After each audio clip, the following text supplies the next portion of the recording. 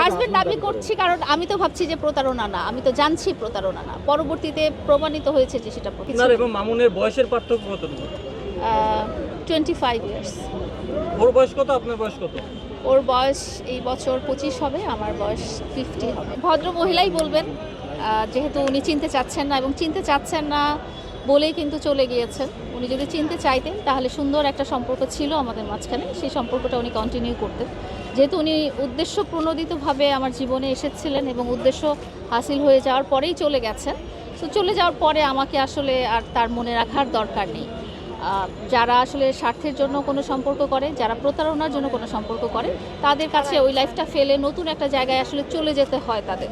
কারণ কি, তারা এইভাবেই আগায়, তাদের জীবনটা এভাবেই চলে, তারা এভাবেই ইনকাম করে, তারা এভাবেই তাদের জীবনটা সামনের দিকে এগিয়ে নিয়ে যায়। বারবার দ্বন্দ্বের পর আপনি তো বারবার তাকে সুযোগ দিচ্ছেন, কেন সুযোগ দিচ্ছেন?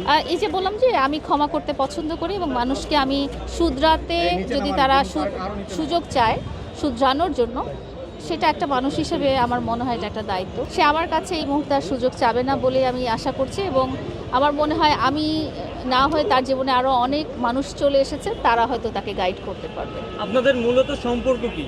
প্রিন্স মামুনের সাথে আপনার সম্পর্কটা এই মুহূর্তে তার সাথে আমার কোনো সম্পর্ক। সব মশার বিরুদ্ধে সুরক্ষা দিতে এলো বসুন্ধরা এক্সট্রিম অ্যারোসল, মশার বিরুদ্ধে এক্সট্রিম সুরক্ষা। 2022 সালের দিকে তার মার কোনো স্টেটমেন্ট, বক্তব্য বা সামাজিক যোগাযোগ মাধ্যমে চলছে এরকম কোনো ভিডিও দেখেন, সেখানে উনি আমাদেরকে প্রিন্স মামুনের ওয়াইফ হিসেবেই দাবি করেছেন। এখন 5 বছর পরে যদি উনি আমাকে ভাই বোন হিসেবে দাবি করেন, আমার বলার কিছু নেই। 15 দিন আগেও দাবি করেছে যে এখন এটা তো বলেই দিয়েছি যে যেহেতু তাদের স্বার্থ শেষ, তো তাদের ইচ্ছা মতো যে কোনো কিছু বলতে পারে। কি স্বার্থ ছিল তাতে? মামুনকে তো গ্রেপ্তার করা হয়েছিল, এরপরে তো আপনি নিজেই তাকে জামিন করে আবার বাসায় নিয়ে গেছেন, এরপরে আবার কেন? সবসময় আসলে মানুষ সংসারটা টিকায় রাখতে চায়, আর বাংলাদেশি নারীরা কি খুবই ঘরকেন্দ্রিক। তারা চায় যে স্বামী সংসার নিয়ে সমস্ত ঝামেলা দূর করে একটা শান্তিপূর্ণ জীবন বা পরিবারটা চলুক, এভাবেই চায়।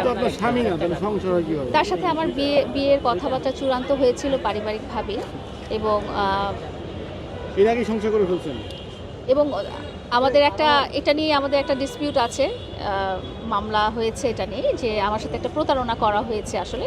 তো আমার কাছে তো উনি আমার জীবনসঙ্গীর মতোই। মানে বিয়ে হয়েছিল ওর সাথে আমার একটা পারিবারিকভাবে সম্পর্কিত হয়েছিলাম, বাট এটাই আমি বলছি যে এটাতে একটা আইনগত সমস্যা হয়েছে, বিকজ ও প্রতারণা করেছিল আমার সাথে, বিয়ে নিয়ে প্রতারণা করে। হাজবেন্ড দাবি করছি কারণ আমি তো ভাবছি যে প্রতারণা না, আমি তো জানছি প্রতারণা না, পরবর্তীতে প্রমাণিত হয়েছে যে সেটা প্রতারণা। সেটাই বলছি যে আমি তো জেনেছি যে আমার সাথে সম্পর্কিত হয়েছে লিগালি, বাট পরবর্তীতে দেখা গেছে যে এটা একটা প্রতারণা ছিল। আমরা কিন্তু আরেকটি বিষয় লক্ষ্য করছি ইতিমধ্যে, মানে আপনার টার্গেট একেবারে কম বয়সী ছেলে, কেন? আপনার কি লেভেল কি মানে মেইনটেইন করাটা কি আপনি এটা টার্গেট বলতে আপনি যেটা বোঝাচ্ছেন যে আমি কিন্তু আগেও বিবাহিত ছিলাম প্রিন্স মামুনের সাথে সম্পর্কের সময়, তো সেখানে আমার হাজব্যান্ড আমার চেয়ে বয়সে বড় এবং স্ট্যাবলিশ এবং ওয়েল স্ট্যাবলিশ মানুষ ছিল। তো পরবর্তীতে যখন প্রিন্স মামুনের সাথে আমার সম্পর্ক হয় এবং পারিবারিকভাবে আমাদের সম্পর্কিত হই, তখন শুধু এটাকে আপনি বলতে পারেন। বাট এরপরে আপনি যদি বলেন যে আপনি যাদের সাথে ভিডিও করেন তারা আপনার চেয়ে কম বয়সী, সেটা ভিডিও যারা করে তারা শুধু ভিডিওই করে, তাদের সাথে আমার ব্যক্তিগত কোনো সম্পর্ক নেই। আপনার এবং মামুনের বয়সের পার্থক্য কতটুকু? 25 ইয়ার্স। ওর বয়স কত, আপনার বয়স কত? ওর বয়স এই বছর 25 হবে, আমার বয়স 50 হবে। এটা তো শুধু কাগজপত্রের পার্থক্য না, মানুষের শারীরিক গঠনেও পার্থক্যটা কিন্তু দেখা যায়। আমার বয়স যে 12-13 না, এটা তো আমাকে দেখেই বোঝা যায়। সো এটা তারা নিশ্চয়ই উদ্দেশ্য প্রণোদিতভাবে এসেছে। এখন আসলে কেমন দাবি করলে তার হবে না, সেটাই বলছি যে আমি 12-13 দাবিও করছি না। এখন কেমন আছেন? ও তো নাই। আলহামদুলিল্লাহ অনেক ভালো আছি।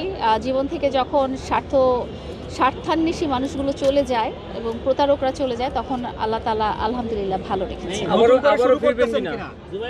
নতুন করে জীবন শুরু করছেন? নতুন করে কোনো কিছু শুরু করছি। তাহলে কি আপনি কি মামুনের চিন্তা আছে কিনা আগামীতে? আমি কারো আশাতেই নেই। আমি আগামীতে কারো মানে এখন না, জি না, নেই, কোনো সম্পর্কে যাওয়ার কোনো ইচ্ছা বা সম্ভাবনা নেই।